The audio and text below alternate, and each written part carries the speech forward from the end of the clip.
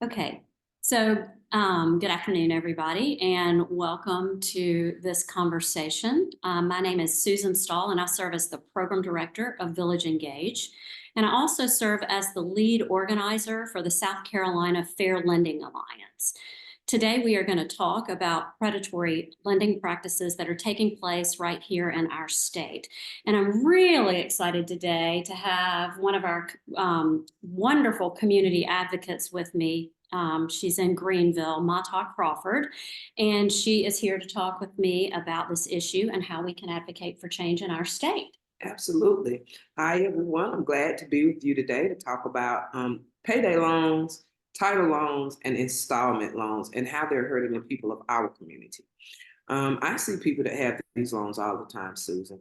And I also serve on the steering committee for the South Carolina Lending Alliance. And this group is working to change those things in our state for our people. Right, right. Well, 4 years ago, I knew nothing about these kinds of loans. I saw, as I drove around Greenville or around different places in South Carolina, I would see storefronts with names like Advance America, World Finance, Title Max, Security Finance, Regional Finance. So I would see these storefronts, but I had no idea what they did.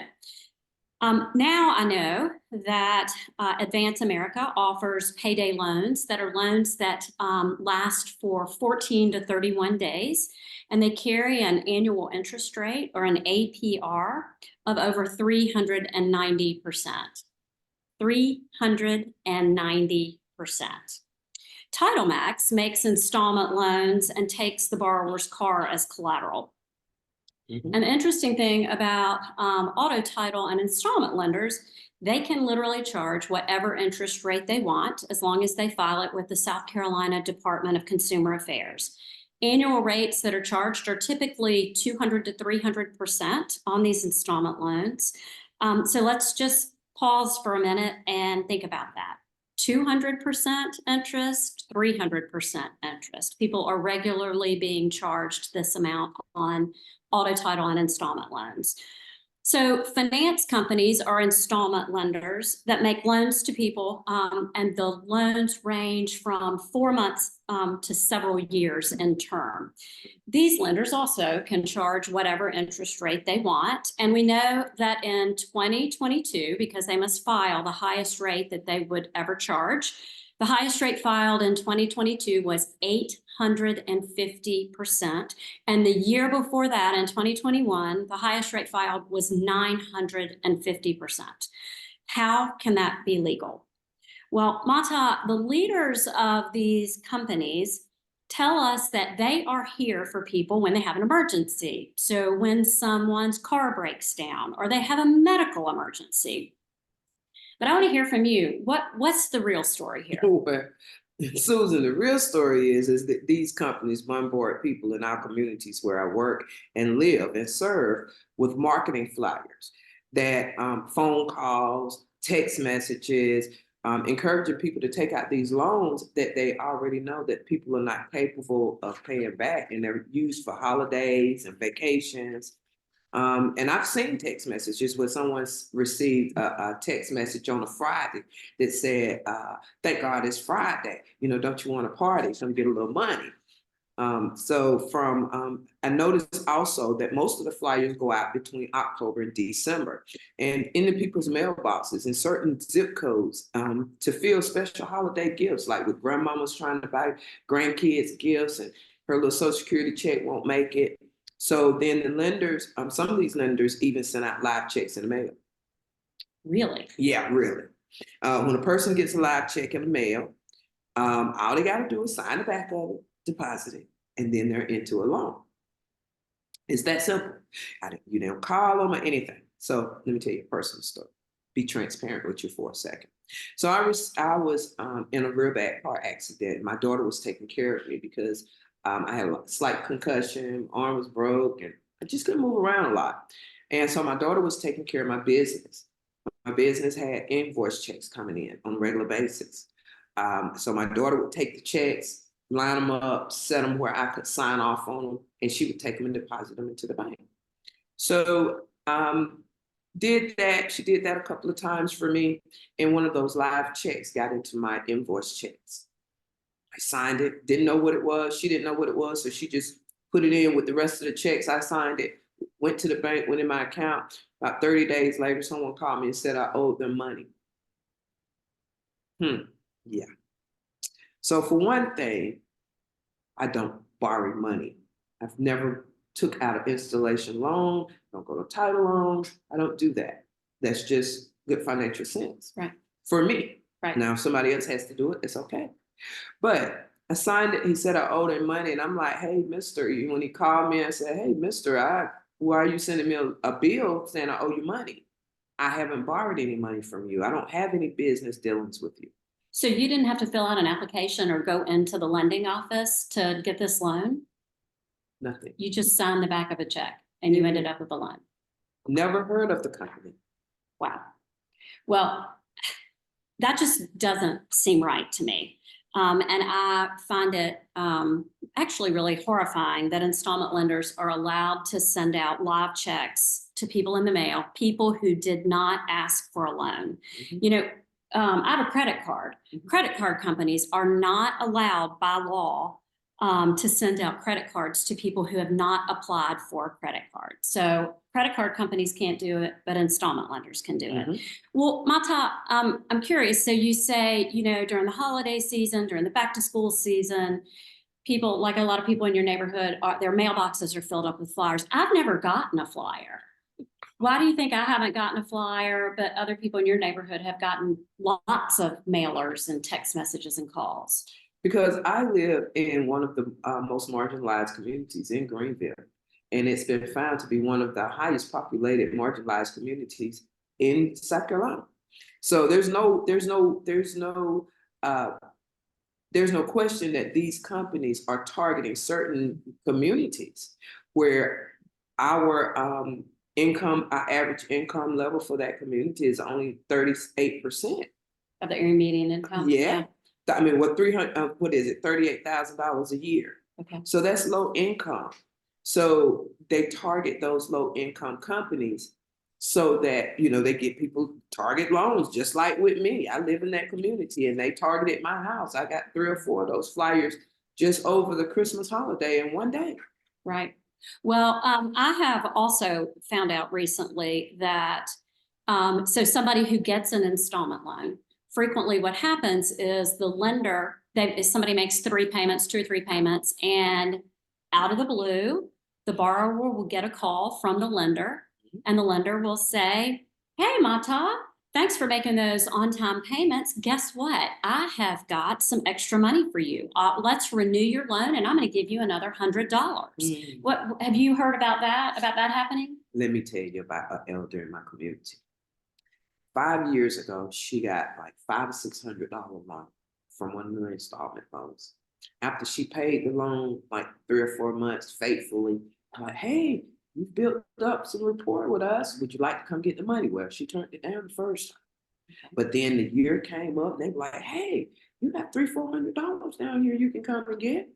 She went and got the money. They renewed that loan. They took some of that money from that the next coming loan to pay off some of the old loan and put her right back in that little track. So she's been paying off that original $500-$600 for like 5 or 6 years from the same loan.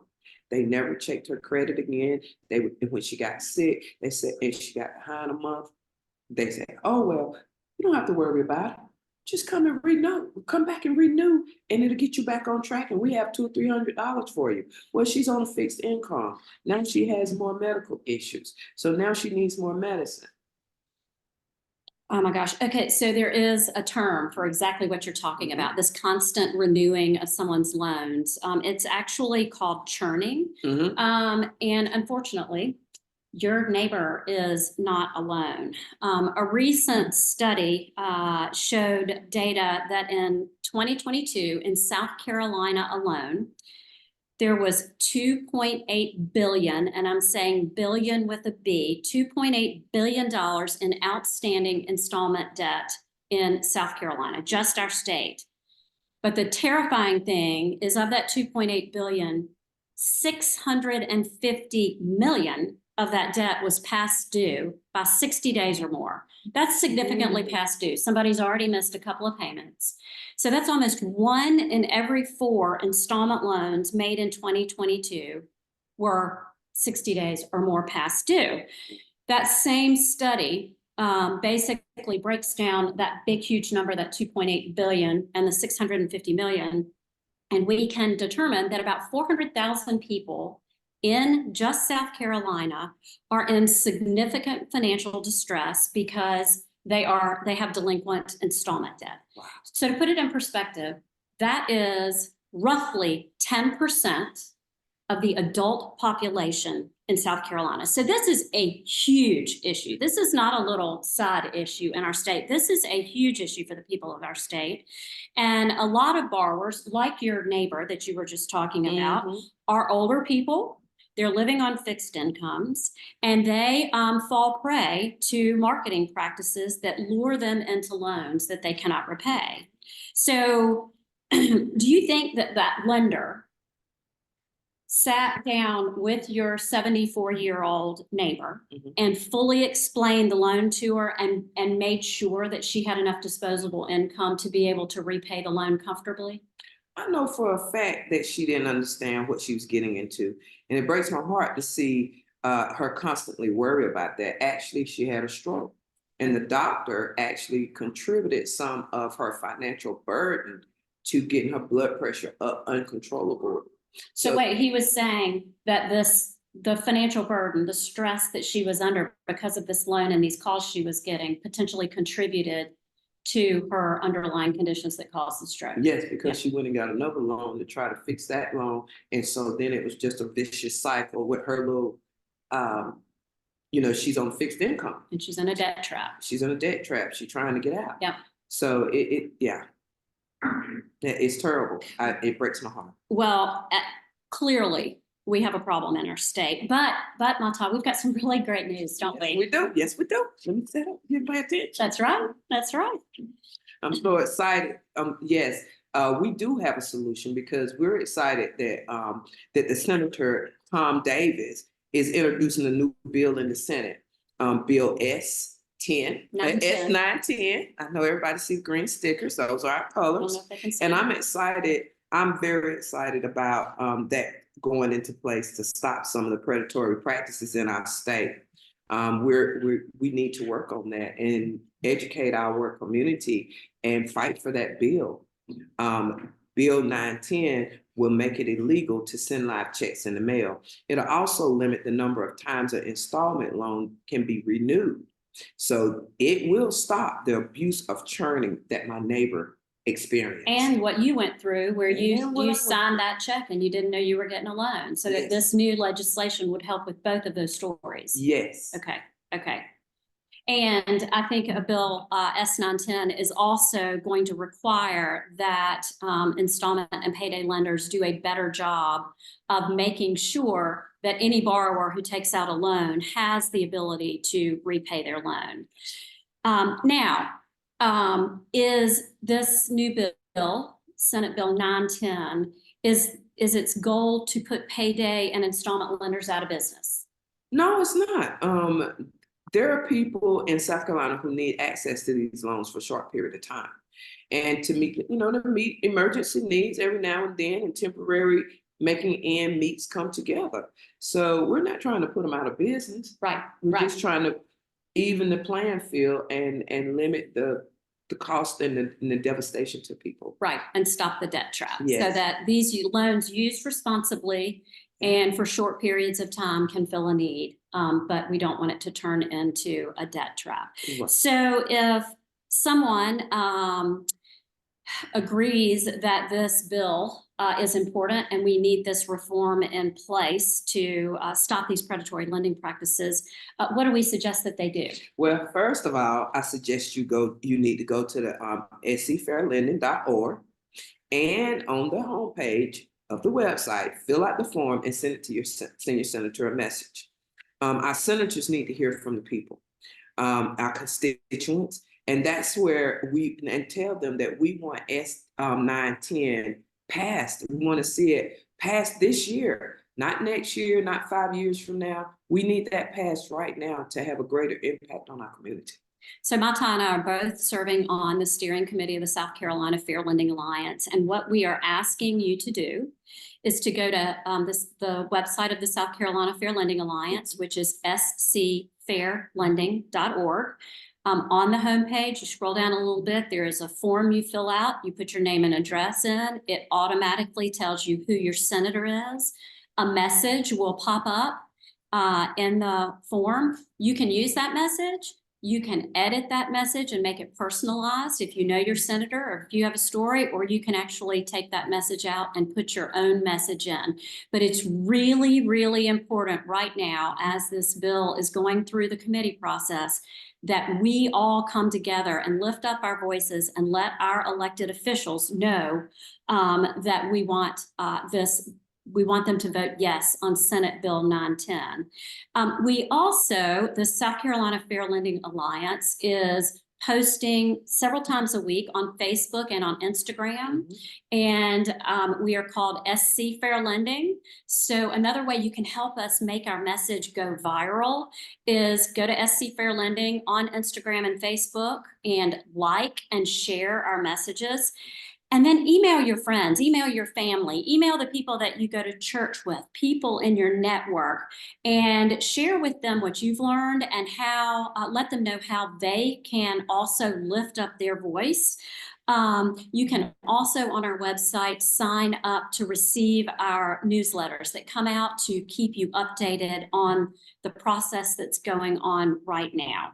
So we know, we've done polling, we know that the vast majority, about 80% of people in South Carolina want reform on payday auto title and at high cost installment lenders. This is not a partisan issue. This is an issue that people, 10% of the adult population in South Carolina is being harmed. So we know that the people in our state want reform, and what we need to have happen now is we need the people in our state to lift up their voices to their senators so that we can get Bill S 910 passed. And if we all come together, the voices count. When we can all talk one at a time, but when we start to sing, we sound like a great choir.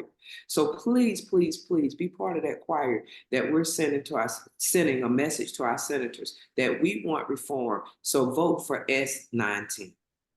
Thank y'all so much for your time today. You can stop the recording.